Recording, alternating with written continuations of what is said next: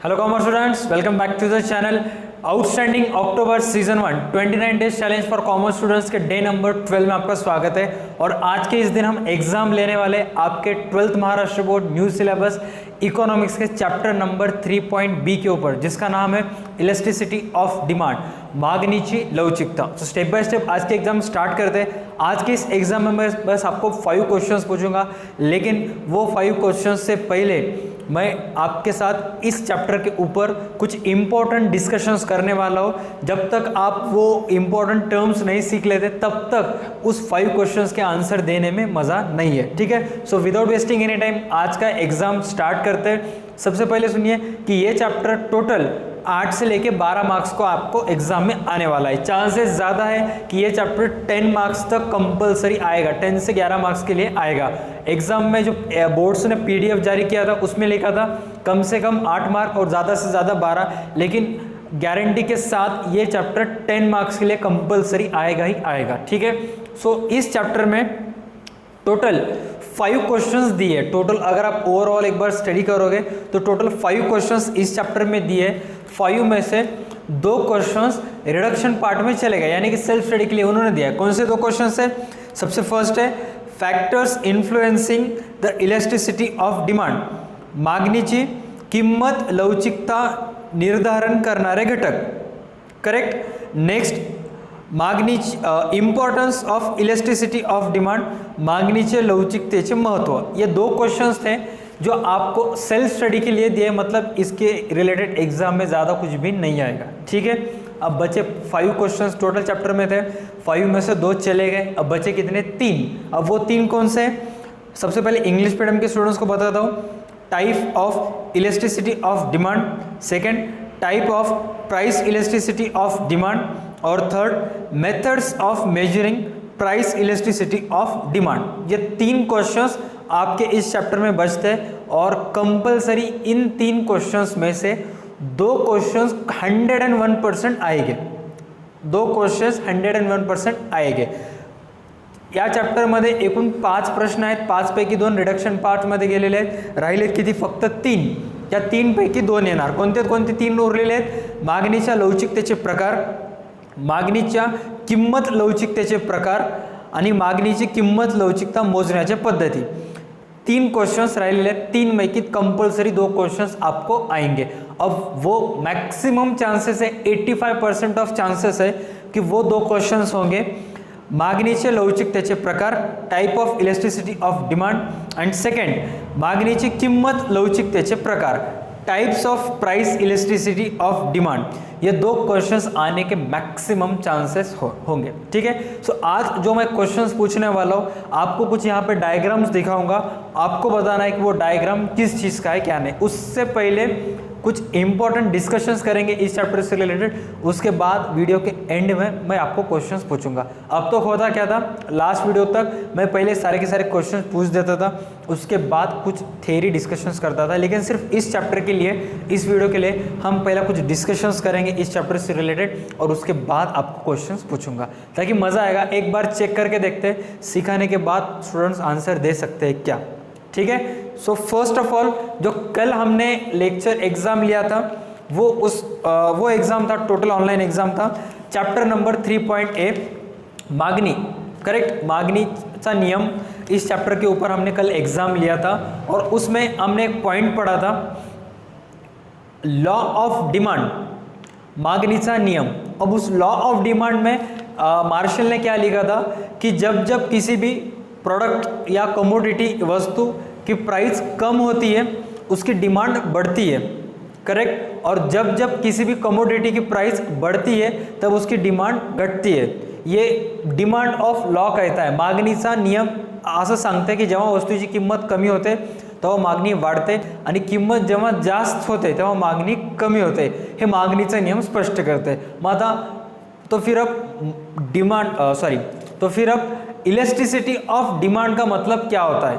मागणीची लवचिकता म्हणजे काय? मागणीचा नियम तर तुम्हाला समजलं। मागणीची लवचिकता म्हणजे काय कि जब कभी भी किसी भी कमोडिटी की प्राइस कम होती है तो डिमांड बढ़ती है। तो कितनी डिमांड बढ़ी, एग्जैक्टली कितनी डिमांड बढ़ी, और जब कभी भी किसी भी कमोडिटी की प्राइस ज़्यादा होती है तब उसकी डिमांड घटती है, तो कितनी कीमत डिमांड घटी, इस कैलकुलेशंस करने के लिए या इसे जानने के लिए, या इसे जो भी डिमांड बढ़ गई या जो भी डिमांड कम हो गई है, इसे जो जानने के लिए जो भी चीज़ करनी पड़ती है उसे हम इलॅस्टिसिटी ऑफ डिमांड कहते हैं.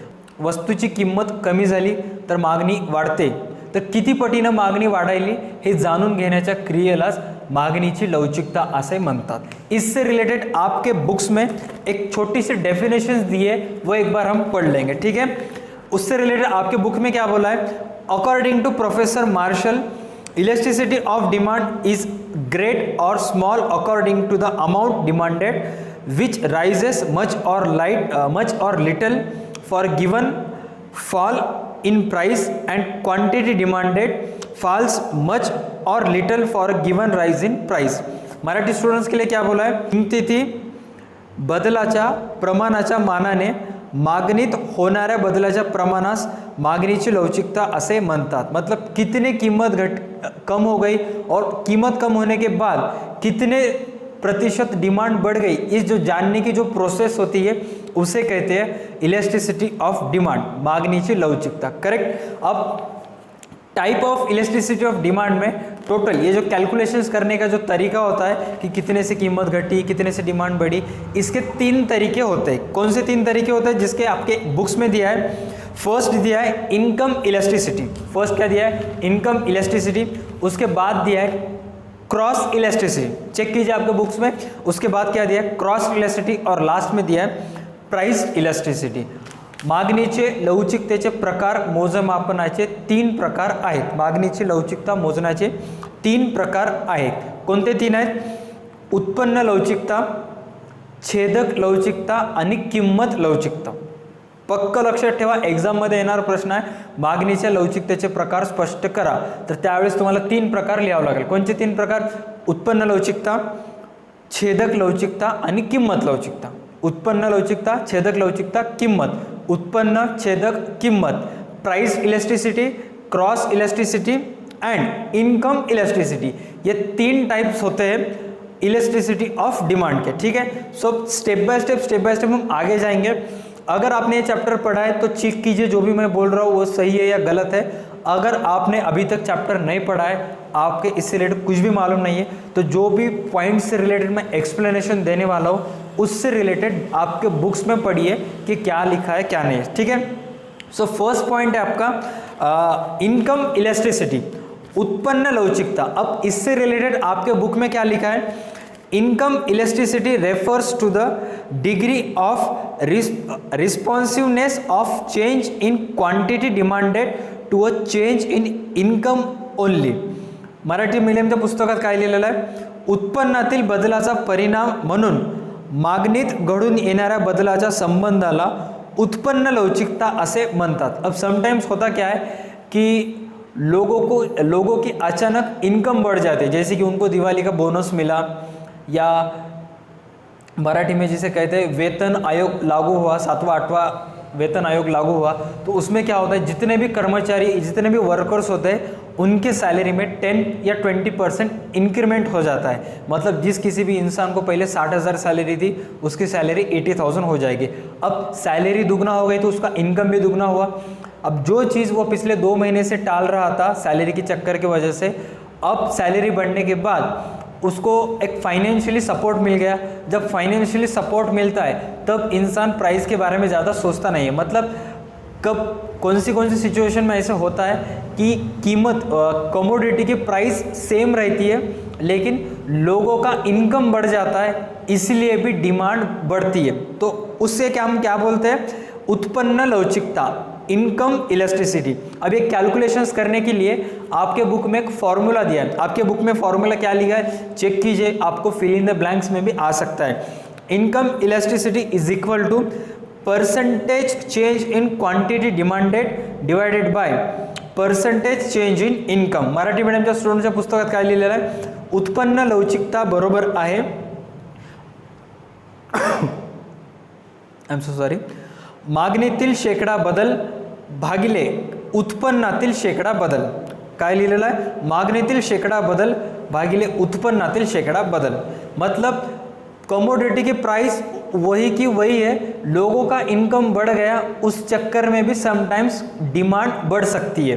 तो उस सिचुएशन में कैलकुलेट करने के लिए आपको जो फॉर्मूला दिया है वो आपको उस फार्मूले के जरिए से with the help of that formula आप कैलकुलेट कर सकते हो। ठीक है, उत्पन्न लवचिकता, इनकम इलास्टिसिटी में बस इतना ही लिखा है, इससे ज़्यादा कुछ भी नहीं है। ठीक है, नेक्स्ट पॉइंट की तरफ चलते हैं। नेक्स्ट पॉइंट है आपका क्रॉस इलास्टिसिटी, छेदक लवचिकता। अब इससे रिलेटेड आपके बुक में क्या लिया है, क्या लिखा है, एक बार अच्छे तरीके से चेक कीजिए।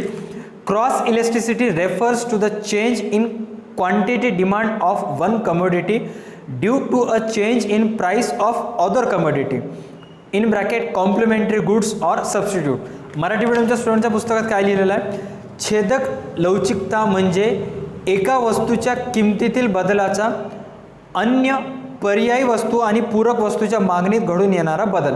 अब समटाइम्स होता क्या है कि किसी एक कमोडिटी की प्राइस बढ़ जाती है, अब उस कमोडिटी की प्राइस बढ़ गई इसलिए उसके जो सब्स्टिट्यूट पर्यायी वस्तु की जो कमोडिटी होती है उसकी डिमांड बढ़ जाती है। अब एग्जाम्पल के तौर पर जैसे कि केरोसिन, करेक्ट, हाँ, और कोल, ये दोनों भी इन्फ्लेमेबल प्रोडक्ट है जो कि जलाने के लिए काम आते हैं। सपोज मान लेते हैं कि केरोसिन की कीमत बढ़ गई, तो केरोसिन की कीमत बढ़ गई तो लोग क्या करेंगे, सब्स्टिट्यूट प्रोडक्ट है इसलिए केरोसिन की छोड़ के कोयले की तरफ बढ़ेंगे, और कोयले की तरफ लोग जब बढ़ना स्टार्ट होंगे तब कोयले की यानी कि कोल की, कोळसा की डिमांड बढ़ सकती है। मतलब एक चीज़ की कीमत बढ़ गई तो उसकी डिमांड कम होकर उसके सब्स्टिट्यूट प्रोडक्ट है उसकी डिमांड बढ़ना स्टार्ट हो गई। ठीक है, अब एक हाथ के एग्जांपल के बताता हूँ। ठीक है, अब ये जो मेरा हाथ है ये है सपोज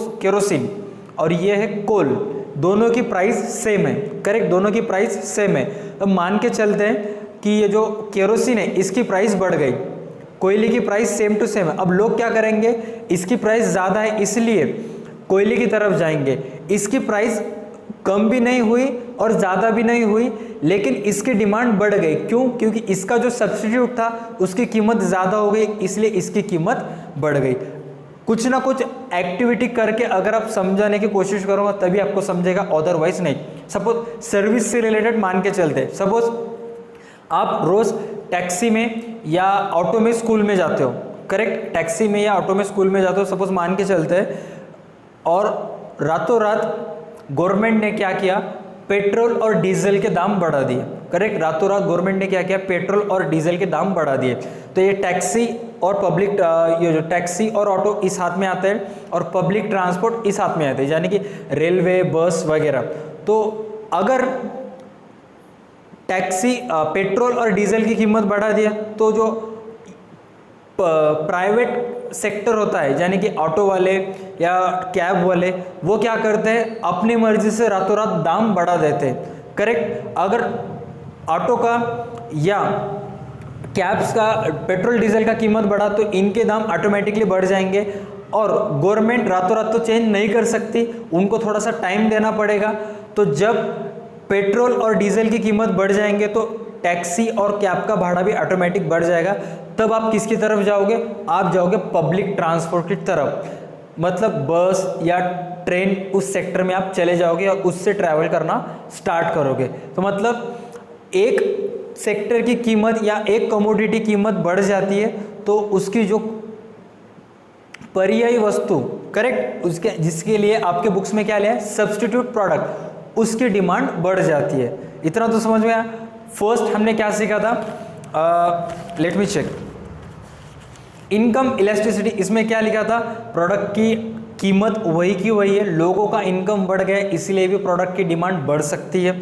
ठीक है, सेकंड में क्या लिखा था, क्रॉस इलास्टिसिटी, छेदक लवचिकता, जिसमें क्या लिखा था कि आपकी जो कमोडिटी है उसके सब्स्टिट्यूट कमोडिटी, पर्यायी वस्तु, अगर एक चीज़ की कमोडिटी कीमत बढ़ जाती है तो पर्यायी वस्तु जो होती है उसकी सब्स्टिट्यूट कमोडिटी की डिमांड ऑटोमेटिकली बढ़ जाती है, करेक्ट। अगर पेट्रोल डीजल की कीमत बढ़ गए तो टैक्सी वाले या क्या बोले रातों रात भाड़ा बढ़ा देंगे, तब आप किधर जाओगे, पब्लिक ट्रांसपोर्ट की तरफ, करेक्ट। मतलब इन्होंने अगर उनका फेयर ज़्यादा कर दिया तो आप किसकी तरफ चले जाओगे, पब्लिक ट्रांसपोर्ट की तरफ चले जाओगे। और दोनों का ही फेज सेम है, तो आप किसे प्राधान्य दोगे, किसी प्रेफरेंस दोगे, कैब या टैक्सी को, जाकि वो जल्दी मिलते हैं, ठीक है, ज़्यादा गर्दी नहीं होता है। लेकिन अगर पेट्रोल की कीमत बढ़ गई तो आपका जो प्रेफरेंस है वो किन की तरफ जाएगा, कार की तरफ या टैक्सी की तरफ छोड़ के आप पब्लिक ट्रांसपोर्ट को प्रेफरेंस दोगे, ठीक है।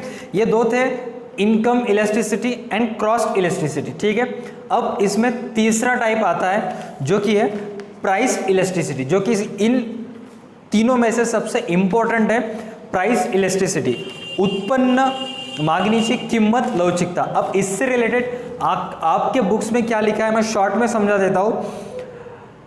Price elasticity of demand is a ratio of proportionate change in the quantity demanded of a commodity to given proportionate change in its price. Marathi मीडियमच्या स्टुडंट्सच्या बुक्स में क्या लिखा है, मार्शल यांच्या मते किमतीतील प्रमाणित बदलामुळे मागणीत जो प्रमाणित बदल होतो त्यास मागणीची किंमत लवचिकता असे म्हणतात। अगर किसी भी कमोडिटी की प्राइस में कम ज़्यादा हुआ है और उस प्राइस के चक्कर में उसकी डिमांड कम ज़्यादा हो गई है तो उस कैलकुलेशंस को हम बोलते हैं या उस सिच्युएशन को हम बोलते हैं प्राइस इलास्टिसिटी, किंमत लवचिकता। जर कोणत्या वस्तूच्या किमतीमध्ये कमी जास्त झाले असेल आणि किंमत कमी जास्त झाल्यामुळे त्याच्या मागणीवर परिणाम होत असेल तर किती परिणाम झाला, कमी झाला का जास्त झाला, ह्या मोजण्याच्या प्रक्रियेला मागणीची किंमत लवचिकता असे म्हणतात। ये सबसे इम्पॉर्टेंट क्वेश्चन है इस चैप्टर का, ठीक है। अब प्राइस ऑफ इलास्टिसिटी, मागणीची किंमत लवचिकता, इसमें टोटल 5 टाइप्स आते हैं। कितने टाइप्स आते हैं, 5 टाइप्स आते हैं। जैसे कि अब स्टेप बाय स्टेप मैं आपको दिखाऊंगा। सबसे पहले आप क्या कीजिए, ये डायग्राम देखिए, ठीक है। अब इस डायग्राम को अच्छे तरीके से फोकस कीजिए, मैं इससे रिलेटेड आपको मैक्सिमम क्वेश्चंस पूछूंगा, ठीक है। हाँ, ये डायग्राम देखिए जैसे कि आप स्क्रीन के ऊपर देख रहे हो। अब इससे रिलेटेड आपके बुक्स में क्या लिखा है, ये सबसे फर्स्ट टाइप है प्राइस इलास्टिसिटी का, ठीक है। इस टाइप का नाम क्या है, अनंत ऑब्लिक संपूर्ण लवचिक मागणी, परफेक्ट इलास्टिक डिमांड। अब परफेक्ट इलास्टिक डिमांड या अनंत ऑब्लिक संपूर्ण अलौकिक मांगनी का मतलब क्या होता है, व्हेन अ स्लाइट और zero change in the price brings about an infinite change in the quantity is called perfectly elastic demand, ठीक है। मराठी मीडियमचे स्टुडंट्स नीट आहे का, किमतीत अल्प किंवा मुळीच बदल न होता मागणीत बदल होतो त्याला अनंत संपूर्ण अलौकिक मागणी म्हणतात, ठीक है। हाँ, अब देखिए स्क्रीन के ऊपर, हाँ, जो AX पे जो लिखा है वो है डिमांड ऑफ मोबाइल्स फोन की डिमांड है, जो कि आप स्क्रीन के ऊपर देख रहे हो। कितनी डिमांड है, 10,000, 20,000, 30,000, 40,000, 50,000। के स्टैंड फॉर 1000, इतना तो कॉमन सेंस है आपको, ठीक है। और जो AY आपको दिख रहा है वो है प्राइस, मोबाइल की प्राइस कितना थी, कम थी ज़्यादा थी, ठीक है। सबसे पहले कीमत कम या ज़्यादा होने से पहले, कीमत कमी जास्त होण्याच्या अगोदर जो ब्लैक लाइन आपको दिख रही है उसके ऊपर फोकस कीजिए। जब उस मोबाइल की कीमत 15,000 रुपये थी, कितनी थी मोबाइल की कीमत, 15,000 थी, तब उसकी डिमांड 40,000 पीसेस की थी। कितनी थी, 40,000 पीसेस की थी। अब कंपनी ने क्या किया है कि मोबाइल की कीमत 15,000 से लेके बस थोड़ी सी चेंज कर दी है, जिसे वो जो डायग्राम देख रहे हो आपका रेशो 15,000 से लेके मोबाइल की कीमत क्या हुई, 14,000 आ गई, मतलब 1,000 की मोबाइल की कीमत कम हो गई।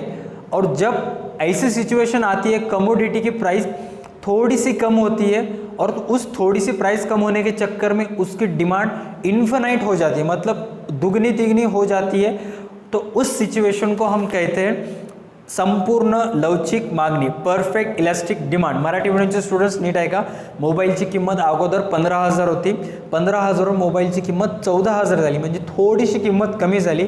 जेव्हा वस्तूची किंमत थोडीशी कमी होते आणि त्या किंमत कमी झाल्यामुळे त्याची मागणी प्रचंड प्रमाणात वाढते, त्या सिच्युएशनला म्हणतात संपूर्ण ऑब्लिक अनंत अलवचिक मागणी, संपूर्ण ऑब्लिक अनंत लवचिक मागणी, ठीक है। अब देखिए कीमत 14,000 हो गई है, तो उसकी डिमांड देखिए, डिमांड कहाँ तक आ गई है, 50,000 पीसेस तक आ गई है। तो उस सिचुएशन को हम बोलेंगे संपूर्ण लवचिक मागणी, परफेक्ट इलास्टिक डिमांड, जिसका फॉर्म्यूला आपके बुक में दिया है। मागणीची किंमत लवचिकता बरोबर आहे मागणीतील शेकडा बदल भागिले किंमतीतील शेकडा बदल। Perfect elastic demand is equal to percentage change in quantity demand divided by percentage change in price. इतना तो समझ में आएगा। ये फर्स्ट टाइप था प्राइस इलास्टिसिटी ऑफ डिमांड, मागणीची किंमत लवचिकतेतील पहिला प्रकार होता, ज्याचा प्रकाराचं नाव काय होतं, संपूर्ण लवचिक मागणी, परफेक्ट इलास्टिक डिमांड। अब सेकेंड टाइप जो कि आप स्क्रीन के ऊपर देख रहे हो वो सेकेंड टाइप है। ये बहुत इजी है, थोड़ा सा अगर आप फोकस करोगे तो ऑटोमेटिकली आपको समझ में आ जाएगा, ठीक है। सेकेंड टाइप में देखिए इसमें क्या बोला है, किमतीमध्ये कितीही बदल झाला तरी मागणीत कोणताच बदल होत नसेल तर त्याला संपूर्ण अलवचिक मागणी म्हणतात। When a percentage change in price has no effect on the quantity demanded of a commodity, it is called perfectly elastic demand। वहाँ पे क्या लिखा है चेक कीजिए। अब देखिए मोबाइल की जो प्राइस है वो आप A to Y में देख रहे हो और मोबाइल की जो डिमांड है वो A to X में दिख रहे हो। अब उस ब्लैक लाइन पे फोकस कीजिए जो कि सबसे इंपॉर्टेंट है। जब मोबाइल की कीमत 15,000 रुपये थी, मोबाइल की कीमत कितनी थी, 15,000 थी, तब उसकी डिमांड थी 30,000, मतलब up to per month 30,000 pieces company sold कर रही थी, ठीक है।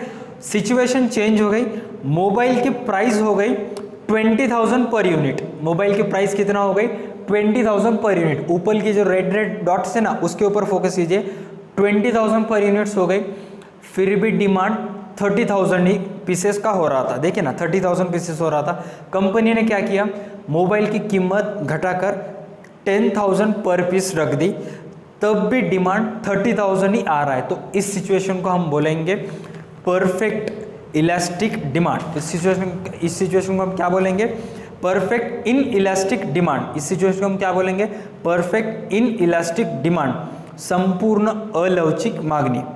संपूर्ण अलवचिक मागणी म्हणजे काय, वस्तूची किंमत कमी होऊ दे किंवा वस्तूची किंमत वाढू दे, पण वस्तूची मागणी जर तेवढीच राहत असेल तर त्याला म्हणतात संपूर्ण अलवचिक मागणी। त्याला काय म्हणतात, संपूर्ण अलवचिक मागणी, ठीक है।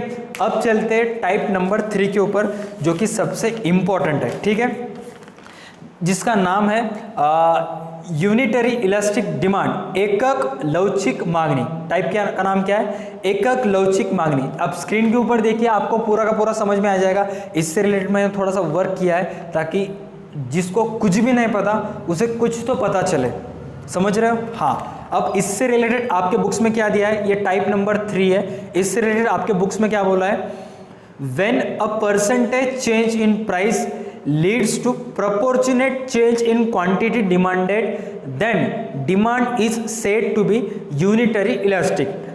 किमतीतील शेकडा बदलाच्या प्रमाणा इतकेच वस्तूच्या मागणीतील बदलाचे प्रमाण असेल तेव्हा त्यास एकक लवचिक मागणी असे म्हणतात। मतलब जितना कीमत चेंज हो गई उतनी ही अगर उसकी डिमांड बढ़ जाती है इन टर्म्स ऑफ परसेंटेज तो उसे हम बोलते हैं एकक लवचिक मांगनी, यूनिटरी इलास्टिक डिमांड। अब डायग्राम पे फोकस कीजिए। प्राइजेस आप देख रहे हो 10,000, 20,000, 30,000, 40,000, 50,000 और यहाँ पे नीचे क्या लिखा है, डिमांड 10,000 यूनिट्स का डिमांड, 20,000 यूनिट्स का डिमांड, 30,000 यूनिट्स का डिमांड। अब उस ब्लैक लाइन पे फोकस कीजिए, वो सबसे इंपॉर्टेंट लाइन है और जब मैं बोलूँगा तब रेड लाइन पे फोकस कीजिए, ठीक है।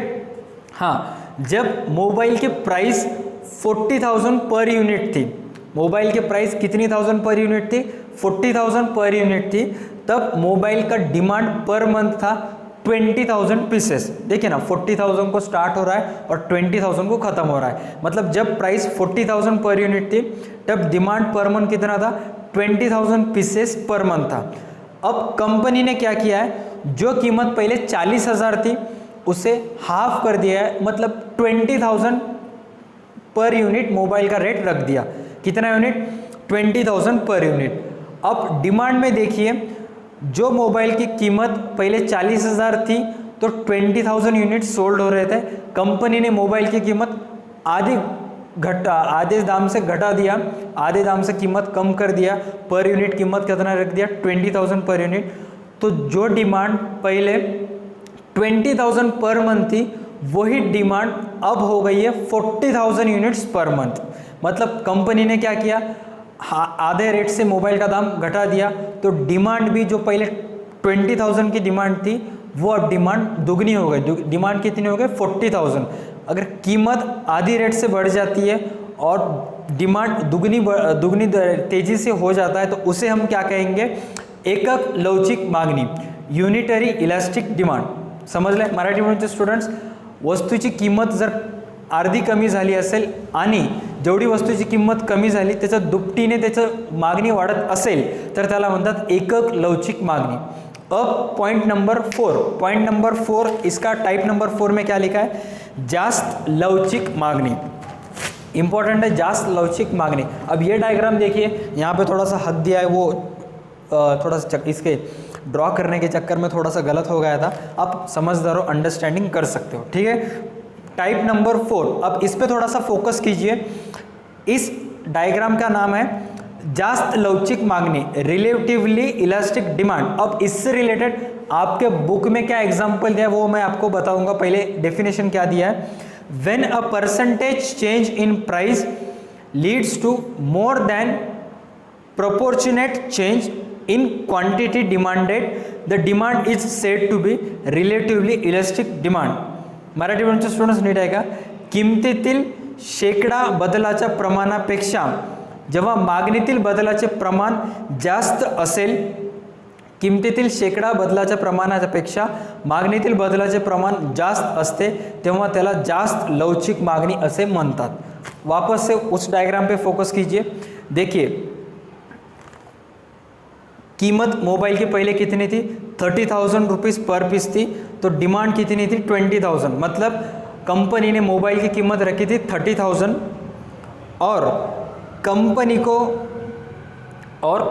को total per month unit sold होते रहे 20,000 यूनिट सोल्ड हो रहे थे। कितने यूनिट सोल्ड हो रहे थे 20,000। तो कंपनी ने क्या किया, मोबाइल की कीमत 30,000 से लेके 20,000 तक रिड्यूस कर दी। कितने से रिड्यूस कर दी, 10,000 तक रिड्यूस कर दी। तो अब जो डिमांड है पर पीस डिमांड वो हो गया, जो पहले था 20,000 पर यूनिट अब वो हो गया 40,000 per unit.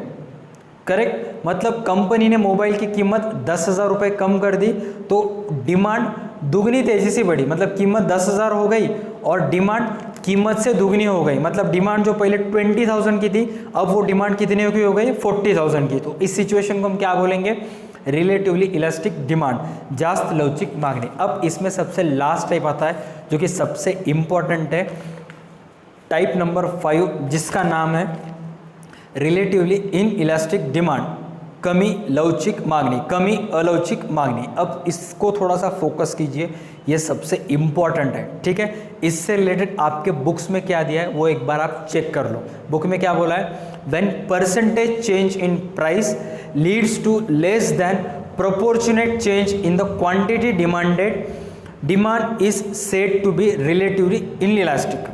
Demand is to be said to be relatively inelastic. जेव्हा किमतीतील शेकडा बदलाच्या प्रमाणापेक्षा मागणीतील बदलाचे प्रमाण कमी असते तेव्हा त्याला कमी लवचिक मागणी असे म्हणतात। वापस से फोकस कीजिए ब्लैक लाइन के ऊपर, पहले फोकस कीजिए। मोबाइल की पहले पर यूनिट प्राइस थी 50,000, तब कंपनी कितने pieces during the month sale कर रही थी, 30,000 pieces company during the month sale कर रही थी। करेक्ट, तो कंपनी ने क्या कर दिया, जो प्राइस पहले 50,000 थी उसे घटा दिया, उसे कर दिया 30,000। करेक्ट, जो 50,000 जो प्राइस थी तब कितने यूनिट सोल्ड हो रहे थे 30,000। तो कंपनी ने क्या किया, जो प्राइस पहले 50,000 थी उसे 30,000 तक कर दिया। जो जी किंमत पहले 50,000 होती ती किंमत आता कंपनी ने किती केलं 30,000। करेक्ट, जब कंपनी ने प्रोडक्ट की कीमत 30,000 की तो उसकी डिमांड कितने हज़ार से बढ़ गई, सिर्फ 10,000 से। करेक्ट, मतलब प्रोडक्ट की कमोडिटी की प्राइस 20,000 से रिड्यूस हो गई है लेकिन डिमांड सिर्फ 10,000 से बढ़ा है, मतलब जितनी प्राइस रिडक्शन हुई उससे सिर्फ 0.5% डिमांड इंक्रीज हुआ है, तो उस सिचुएशन को हम बोलेंगे रिलेटिवली इनइलास्टिक डिमांड, कमी लवचिक मांगनी। बस ये 5 पॉइंट्स थे इस चैप्टर से रिलेटेड जो कि सबसे इम्पॉर्टेंट थे। अगर ये 5 पॉइंट्स आपने अच्छे तरीके से कर लिए तो पूरा का पूरा चैप्टर आपने कंप्लीट हो जाएगा। ठीक है, 3 क्वेश्चंस सबसे इम्पॉर्टेंट है इस चैप्टर में। सबसे पहला, ध्यान से सुनिए अच्छे से, और एक बार मैं रिपीट कर लेता हूँ ताकि आपका फायदा हो। सबसे फर्स्ट क्वेश्चन था मागणीच्या लवचिकतेचे प्रकार, type of elasticity of demand, जिसमें 3 थे। कौन से 3 थे? Income, cross price, income elasticity, cross elasticity आणि प्राइस इलास्टिसिटी, उत्पन्न लवचिकता, छेदक लवचिकता आणि किंमत लवचिकता, हे 3 मुख्य प्रकार होते। करेक्ट। सेकंड क्वेश्चन, मागणीच्या किंमत लवचिकतेचे प्रकार, type of price elasticity of demand, जो कि 5 थे, जो कि ऑलरेडी हमने अभी आपने देखा। ठीक है।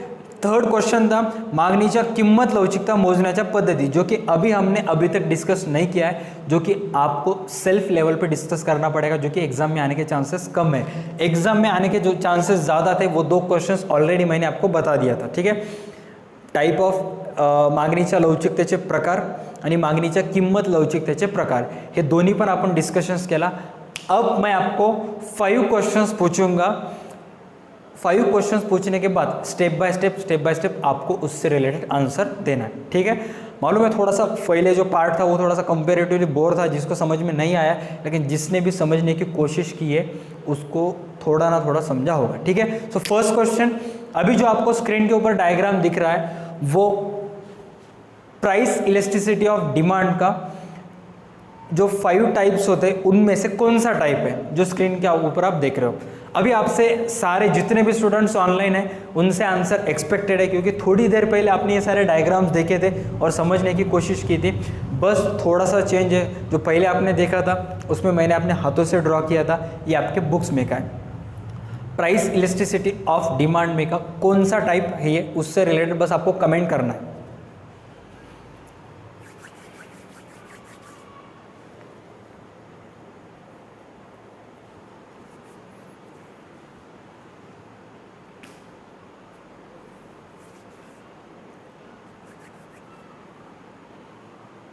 मैक्सिमम स्टूडेंट्स कमेंट कर रहे हैं, I can see in comment section. बस थोड़ा सा अगर हार्डवर्क करोगे तो इकोनॉमिक्स बहुत इजी है, बस थोड़ी सी आपकी कंसंट्रेशन अब और आपका हार्डवर्क ज़रूरी है। बहुत आसान है, इसका आंसर ज़्यादा कुछ भी नहीं, बहुत आसान है। मैक्सिमम स्टूडेंट्स ने आंसर कर दिया ऑलमोस्ट। ठीक है, नेक्स्ट क्वेश्चन की तरफ चलते हैं। अब इस डायग्राम को देख के बताइए कि ये कौन सा डायग्राम है। ये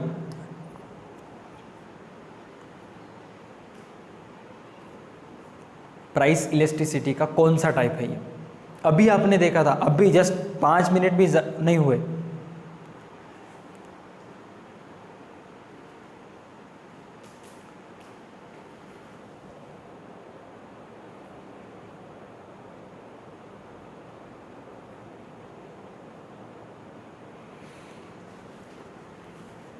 ओसीएम के ऑलरेडी हमने सारे के सारे चैप्टर्स कंप्लीट कर लिए। इकोनॉमिक्स का भी 4th चैप्टर चालू है, देखते देखते 4 चैप्टर हो गए बस, और 5 से 6 चैप्टर है, वो होने के बाद इकोनॉमिक्स भी खत्म हो जाएगा। ठीक है, move out to the next question. अब इस टाइप को देख के बताइए कि प्राइस इलास्टिसिटी का कौन सा टाइप है, किंमत लवचिकतेचा कौन सा प्रकार आहे।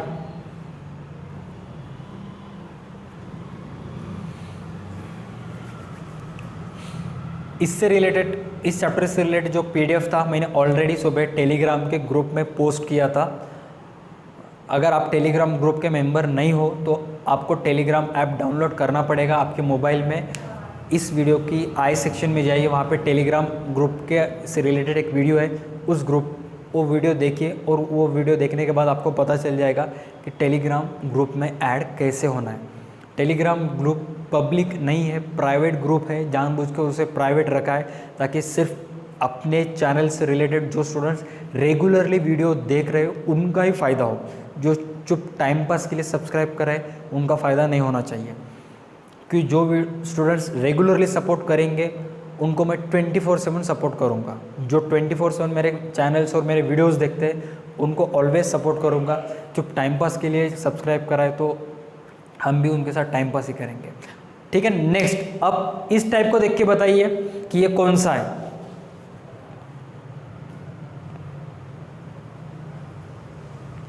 आंसर सारे स्टूडेंट्स से एक्सपेक्टेड है। अभी आपने देखा था और अभी आप आंसर देने से कतरा रहे हो, मतलब आपको कुछ भी नहीं समझा। वीडियो देखते समय आपका ध्यान इधर उधर था।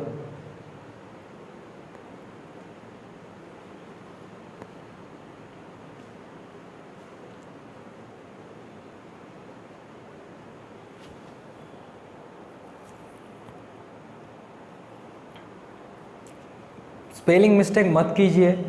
मराठी मीडियमचे स्टुडंट्स व्यवस्थित टाईप करा, गडबड करू नका। थोडं तुमचा आन्सर लेट येऊ दे, पण तुम्ही आन्सर द्यायलात हे इम्पॉर्टंट आहे। करेक्ट, तुम्ही केव्हा आन्सर द्यायलात हे महत्त्वाचं नाही आहे, तुम्ही आन्सर द्यायनं हे महत्त्वाचं आहे।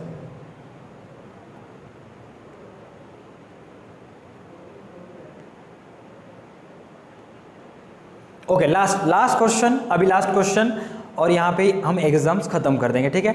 सबसे इम्पोर्टेंट ये डायग्राम देखिए और बताइए कि ये प्राइस इलास्टिसिटी का कौन सा टाइप है। अगर आप आंसर दे रहे हो इट मीन्स आपको जो मैंने वीडियो के पहले पार्ट में जो बताया था वो सारा का सारा समझ में आ गया। अगर आप दूसरों का देख के आंसर दे रहे हो तो आप मुझे ही नहीं अपने आप को भी धोखा दे रहे हो, क्योंकि ये क्वेश्चंस एग्ज़ाम में आने वाला है और जो क्वेश्चंस एग्ज़ाम में आने वाला है उससे रिलेटेड थोड़ा भी इग्नोरेंस नहीं जमेगा। आपको पूरा का पूरा कॉन्सन्ट्रेशन उसके पास होना चाहिए। मराठी मीडियमचे स्टुडंट्स ह्या प्रश्नाला जर दुर्लक्ष केलात की मग मेलात, कारण एक्झाममध्ये येणार आहे आणि अशा क्वेश्चन्समध्ये छाटायला जमत नाही। कट टू कट पूर्णच्या पूर्ण आकृती तुम्हाला तयार करावी लागेल, एक्झाममध्ये ड्रॉ करावी लागेल आणि पूर्ण लिहावं लागेल। मी फक्त ह्या क्वेश्चन्स रिलेटेड तुम्हाला 15 ते 35% इन्फॉर्मेशन सांगितलेली आहे। आणखी तुम्हाला सेल्फ लेवलवर 80 to 90% कवर करायचं आहे। त्या लेवल तक अप टू 80 to 90% जायचं है, ठीक है। तो ऑलमोस्ट सारे के सारे स्टूडेंट्स ने आंसर सही दे दिया इसका। तो ये वीडियो इम्पॉर्टेंट था रिलेटेड टू दिस चैप्टर। जितना ज़्यादा हो सके उतना ज़्यादा देखिए और थोड़ा सा बेसिक्स इस चैप्टर से रिलेटेड कवर करने की कोशिश कीजिए।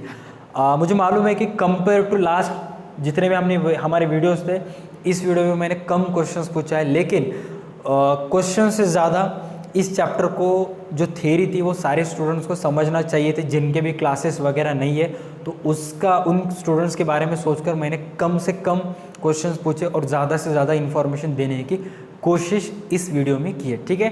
अब नेक्स्ट चैप्टर से हम मैक्सिमम ऑब्जेक्टिव्स कवर करने की कोशिश करेंगे। जितना हम जब ऑब्जेक्टिव ज़्यादा कवर करेंगे उतने ही आपके बेसिक्स स्ट्रांग होंगे, ठीक है। So let me give permission, मुझे परमिशन दीजिए आपसे अलविदा लेने के। बस आज के वीडियो के लिए बस इतना ही।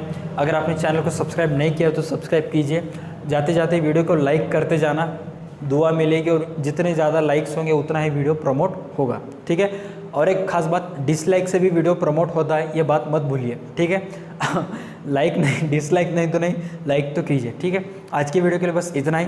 Good night. तब तक के लिए देखते रहे हमारे YouTube channel D2 Academy। Stay connected. 11:30 बज चुके हैं, सो जाइए। कल मिलते हैं रात 11 बजे।